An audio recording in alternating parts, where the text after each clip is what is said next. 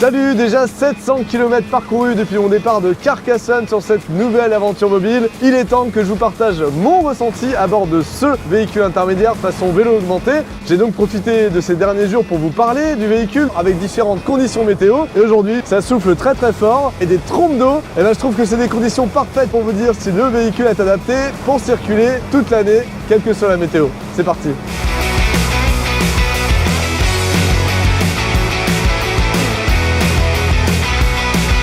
Alors pour rappel, ce modèle de véhicule intermédiaire s'appelle un QBX Sorean. On peut rouler à 45 km/h avec 80 km d'autonomie en pédalant. On peut être seul ou à deux, ou un adulte et des enfants, jusqu'à 2 à 3 enfants même. Et on peut facilement faire 20, 30, 40, 50 km aller-retour par jour pour aller travailler, pour faire ses courses, pour ses loisirs, tout en étant abrité des éléments. Et ça, c'est vraiment pas mal.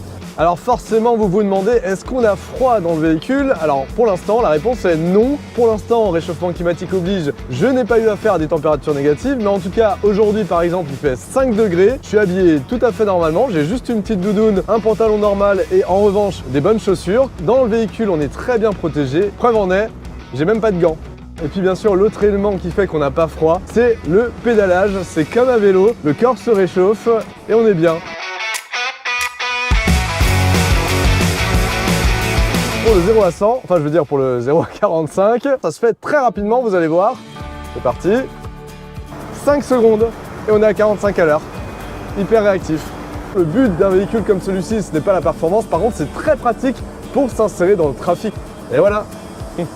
Deux manières de freiner, soit en activant le frein moteur, ce qui permet en même temps de recharger les batteries. Si on appuie un peu plus fort, on a 4 freins à disque, personne derrière moi. Et pour le freinage d'urgence,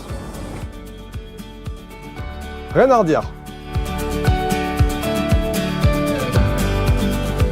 Alors bien sûr, il est beaucoup plus agréable de rouler sur des petites routes de campagne peu fréquentées ou sur les axes limités à 50 km/h, mais même sur les routes limitées à 80 ou 90 km/h, la cohabitation se passe bien parce qu'on est visible, ce qui permet aux automobilistes de bien anticiper. Et bien sûr, ce que je fais dès que c'est sécurisant, je me mets un petit peu sur le côté et je laisse passer les véhicules derrière moi. Et franchement, la cohabitation se passe super bien. Il y a même des petits klaxons sympathiques, des petits coucous ou des petits pouces de la part des automobilistes. Ça, c'est plutôt la bonne surprise.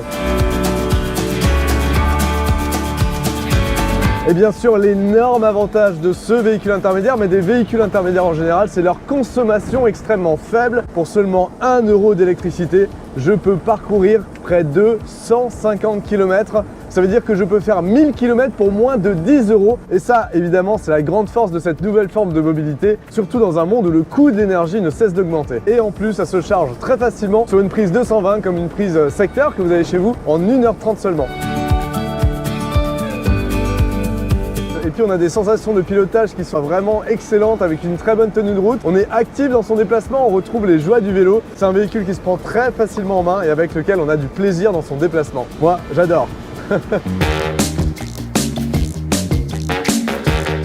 Alors si vous avez des questions, n'hésitez pas à les poser en commentaire de cette vidéo, je tâcherai d'y répondre lors des prochains épisodes. Et dites-moi si vous aussi vous imagineriez utiliser un véhicule intermédiaire comme celui-ci ou un autre modèle sur vos trajets du quotidien. Pour ma part, je poursuis ma route, encore 200 km à parcourir pour atteindre Bordeaux. Alors, à très vite pour la suite de la nouvelle aventure mobile.